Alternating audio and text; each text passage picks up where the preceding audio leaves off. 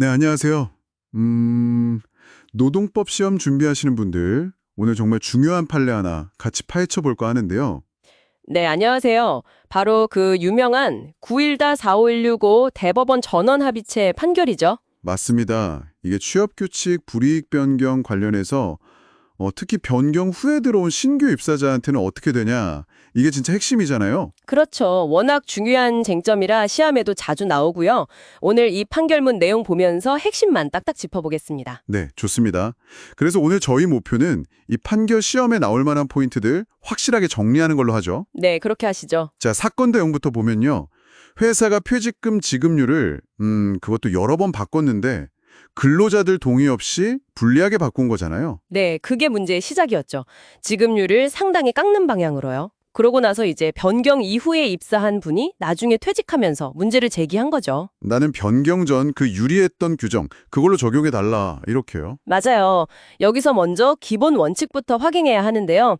근로기준법상 취업규칙을 근로자한테 불리하게 바꾸려면 반드시 그 집단적 의사결정 방법에 따른 동의가 필요하죠. 네, 보통 노동조합이나 노조 없으면 근로자 과반수 동의 그거잖아요. 그렇죠. 근데 그 동의가 없으면요. 그 변경은 원칙적으로 효력이 없는 겁니다. 이게 뭐 대법원의 일관된 입장이었고요. 맞아요. 거기까진 명확했는데 근데 여기서부터가 정말 흥미롭고 또 중요해집니다. 동의가 없어서 무효라면 그 효과가 어디까지 미치냐는 거죠. 특히 이미 변경된 그 규칙을 보고 들어온 신규 입사자. 이 사람들은 어떻게 되는 걸까요? 이게 진짜 이번 판결의 핵심 쟁점이었죠. 바로 그 지점입니다. 대법원 다수 의견은 여기서 기존 근로자랑 신규 입사자를 명확히 구분했어요. 어떻게 나눴죠? 기존 근로자는요, 변경 전에 이미 가지고 있던 권리, 이걸 보통 기득이익이라고 부르는데, 이 기득이익이 침해되니까 동의 없는 변경은 효력이 없다, 이렇게 봤어요. 아하, 그러니까 기존 직원들은 여전히 변경 전에 유리한 규정을 적용받는 거군요. 네, 맞습니다. 그 권리는 보호해야 한다는 거죠. 그런데 신규 입사자는 다르다고 본 건가요? 변경된 규칙이 무효인데도 신규 입사자한테는 적용된다. 이게 언뜻 들으면 좀 이상하게 들리는데요. 네, 다수 의견의 논리는 이거예요. 신규 입사자는 변경된 그 취업 규칙이 적용되는 걸 전제로 그걸 알고 근로계약을 맺은 거 아니냐. 그러니까 변경된 규칙을 받아들인 걸로 봐야 한다. 이거죠. 아, 계약 시점에 이미 그 조건을 수용한 거니까. 그렇죠. 그러니까 이 사람들한테는 기득이익 침해라는 문제가 애초에 발생하지 않는다. 이렇게 본 겁니다. 뭐랄까, 계약법적인 원리도 좀 고려한 해석이라고 볼 수 있겠죠. 아하, 그런 시각이군요. 그럼 결과적으로는 같은 회사 다니는데도 누구는 옛날 퇴직금 규정, 누구는 바뀐 퇴직금 규정, 입사 시점에 따라 이렇게 달라질 수 있다는 거네요. 네, 그렇게 되는 거죠. 이 판결로 사실상 그전까지 동의 없는 불이익 변경은 신규 입사자에게도 효력이 없다고 봤던 입장이 바뀐 셈이고요. 아하, 판례가 변경된 거군요. 이것도 중요한 포인트네요. 맞습니다. 그리고 또 하나 짚을 점은 이렇게 입사 시점에 따라 퇴직금 규정이 달라지는 게 혹시 그 하나의 사업 내에서는 차등적인 퇴직금 제도를 두면 안 된다는 원칙이 있잖아요. 그거 위반 아니냐? 이런 문제 제기도 있었거든요. 네, 그렇죠. 차별 아니냐는 거죠. 근데 다수의 의견은 이건 의도적으로 차별하려고 만든 제도가 아니라 기존 근로자의 기득이익을 보호하다 보니까 부득이하게 발생한 결과다. 그래서 위법하지 않다고 판단했어요. 그렇군요. 하지만 모든 대법관이 이렇게 본 건 아니었죠. 반대 의견도 꽤 만만치 않았던 걸로 기억하는데요. 네, 맞습니다. 반대 의견의 논리는 아주 명쾌해요. 무효는 그냥 무효다 이거죠. 무효는 무효다. 네. 취업규칙이라는 게 단순히 그냥 개개인 근로계약 내용 모아놓은 게 아니라 사업장 전체에 적용되는 일종의 법규범 같은 성격이 있다는 거예요. 아, 회사의 법 같은 거다. 그렇죠. 그런데 법규범으로서 필요한 동의 요건을 못 갖춰서 무효가 됐으면 그 효력은 누구한테도 미치면 안 된다는 거죠. 신규 입사자든 누구든 상관없이요. 마치 법률 조항이 위헌 결정 나면 누구에게도 적용 안 되는 것처럼요. 듣고 보니 그것도 일리가 있네요. 취업 규칙을 규범으로 보면 효력 없는 규범을 특정인한테만 적용하는 건 논리적으로 좀 문제가 있어 보이는데요. 정확합니다.